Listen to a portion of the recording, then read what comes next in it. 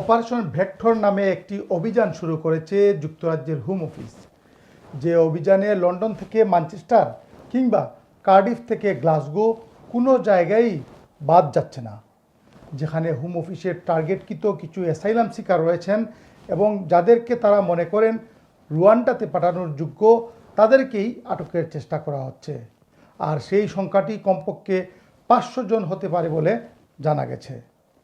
এখন home office সরকারের Rwanda flight ছাড়ার পর্যাপ্ত সিট পূরণের আপ্রাণ চেষ্টা করছে। এজন্য এখন ইমিগ্রেশন রিপোর্টিং সেন্টারে সাইন দিতে যাওয়া লোকদেরকেও আটক করছেন তারা। এদিকে ব্রিটিশ সংবাদ মাধ্যমগুলো জানাচ্ছে, হোম অফিসের এই সিদ্ধান্তের বিপরীতে অ্যাসাইলাম সিকার অথবা তাদের আত্মীয় স্বজনরা বিভিন্ন হোয়াটসঅ্যাপ গ্রুপের মাধ্যমে হোম অফিসের এই সিদ্ধান্তকে চ্যালেঞ্জ করার চেষ্টা করছেন এবং অন্তত 2 জায়গায় হোম অফিসের কার্যক্রমকে বাধাগ্রস্ত করার জন্য তারা চেষ্টা করেছেন। বিশেষ করে লন্ডনের ইটন হাউস এবং পেকহ্যাম।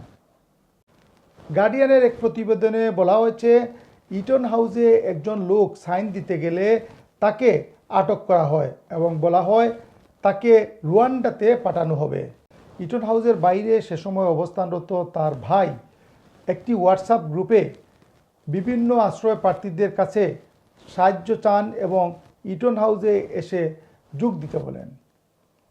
এদিকে বিবিসি জানিয়েছে, পেকহ্যামে কোচের গতি রোধ করে যারা বাধা প্রদান করেছিলেন সেখান থেকে 3 জনকে গ্রেফতার করেছে পুলিশ। তাদের বিরুদ্ধে অভিযোগ তদন্ত করা হচ্ছে। Shakir Hussain, AB News, London.